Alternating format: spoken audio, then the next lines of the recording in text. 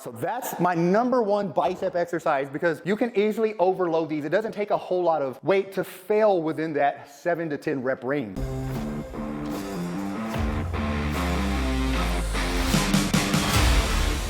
Hey man, Gary Walker here and welcome back for another video.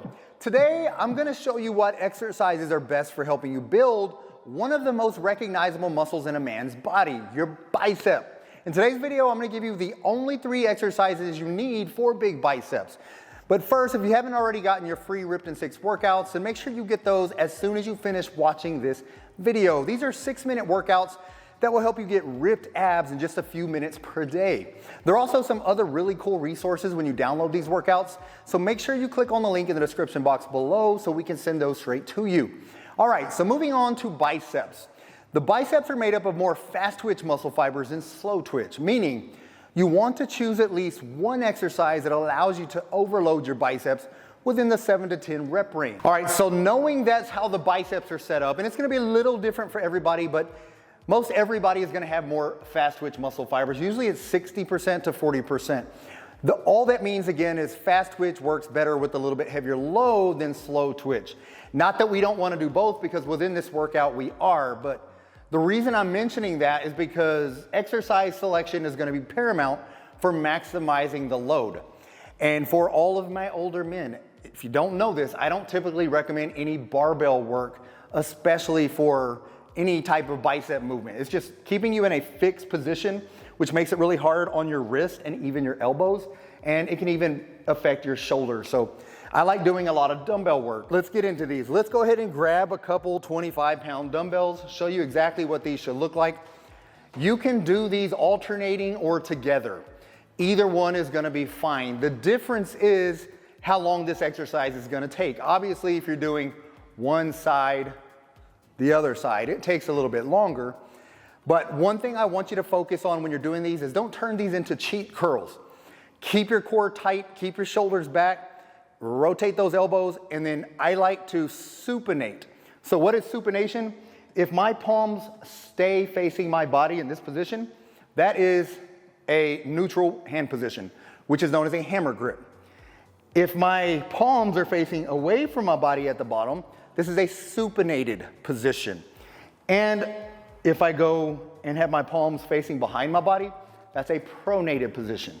All right, the reason that's important is because I like to start with a neutral hand position, and as you start raising the dumbbells up, then start supinating. You'll see the palm suddenly going around, and right at the top, really squeeze as hard as possible, and then control the movement on the way down. 1001, 1002, 1003. That's important. The reason being is even if you have really strict form coming up, I see a lot of people drop. Come up, drop. So you really want to do this with perfect form. So the other thing is keep your elbow fixed to your side. And what I mean by that is you'll see people, when it gets heavy, they start pushing their elbows forward. And that's shortening the range of motion. That's another way to cheat the movement. When you cheat the movement, you don't get the full benefits of the movement. So I would rather you be strict with form, use less weight, and really focus on feeling the biceps work. All right, so now you know those 2 things. Let me show you 3 or 4 reps, how I like to do these. Core tight. Slow. Contracted. And 4. All right, so that's my number one bicep exercise because you can easily overload these. It doesn't take a whole lot of weight to fail within that 7 to 10 rep range. All right, so that's the other key point. Now, the 3 exercises I'm giving you are gonna really maximize your bicep, the peak, overall depth, but there's also a little secret brachialis muscle that goes right underneath the bicep. And if you work that, it's gonna give you a wider looking bicep. So the reason I'm pointing that out is because I'm not giving you an exercise specific for that, but what I typically recommend is you have this workout I'm about to give you. I want you to alternate the first exercise from each workout.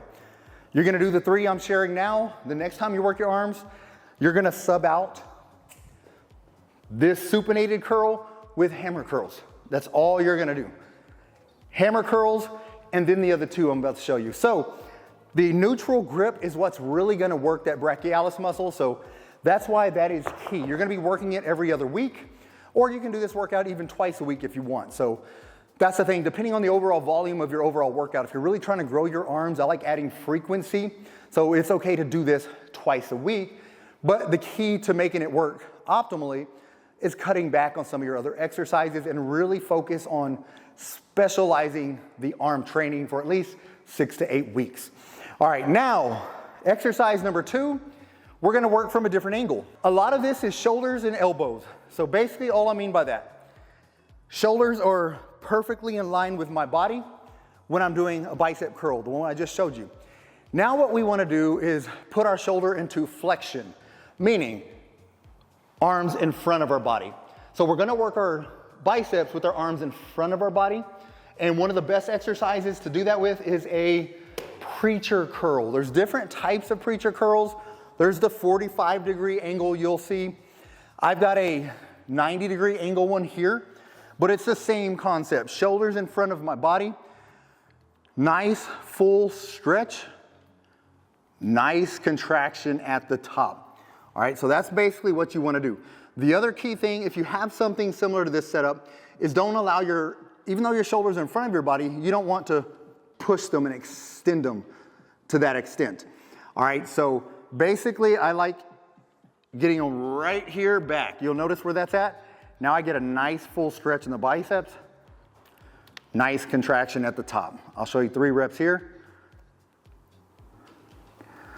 Let's go a couple more. Show you what this cadence looks like. I like to control the weight on the way down, full stretch, and hold that squeeze at the top. One more just so you can see exactly what that full range of motion looks like. All right, so that's gonna be the second exercise. I'll show you one other version of this when we go over to this third exercise, because the third exercise in this workout is gonna work a little opposite from this. So we had the shoulder into flexion. Now what we're gonna do is extend the shoulder behind our body. That's gonna give your bicep the biggest stretch. So there's several different exercises, but the one I'm choosing for this workout is an incline dumbbell curl. All right, so what I was talking about with that other angle, this is a typical preacher curl angle. So what I meant by the shoulder earlier is you want your shoulder, obviously it's in front of your body here, but you don't want to dip it down like this. Keep it nice and square. All right, that's going to be a lot safer position. But this is a standard preacher curl, or you have the horizontal that I showed you.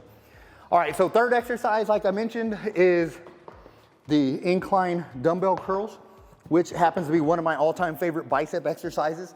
Because again, anytime you can get a muscle into an extremely stretched position, you're gonna use something called stretch-mediated hypertrophy. So it's gonna lead to even more growth. That's what hypertrophy is, muscle growth. So what you wanna do here, again, as my body leans back, my shoulders are behind me, my elbows are extended behind my body. So you can do the same type of neutral to supination like this with this exercise. Or if you wanna work that brachialis from here, just keep them in a neutral position, and this is gonna be the hammer incline curls. Either one of those works fine. But the other thing I will show you with this, the last thing, is my elbows are behind my body, they need to stay behind my body. Meaning, when I come up, they're still behind my body. The reason that is key and why I'm making a specific statement about it, people will also cheat this. You're stretched, and they'll bring their arm forward to where they're in this position. Now my elbow is under my wrist, and I'm resting my bicep. If you get your elbow back where it should be, there's more tension in the bicep already just from keeping it back there. All right, so that's the position you want to keep your elbow in. All right, so that is the third bicep exercise. So do these, like I said, once or twice a week. When it comes to the second two, like I mentioned, the first one should be heavier loaded, 7 to 10 reps. The second two exercises, I like 10 to 15. 10 to 12, maybe one workout, 12 to 15 the next, and just kind of cycle through those rep ranges. That way you're hitting all slow twitch, fast twitch muscle fibers, so you'll get the full growth potential of those biceps. Hope you like this video. With that said, get busy, get after it, and God bless.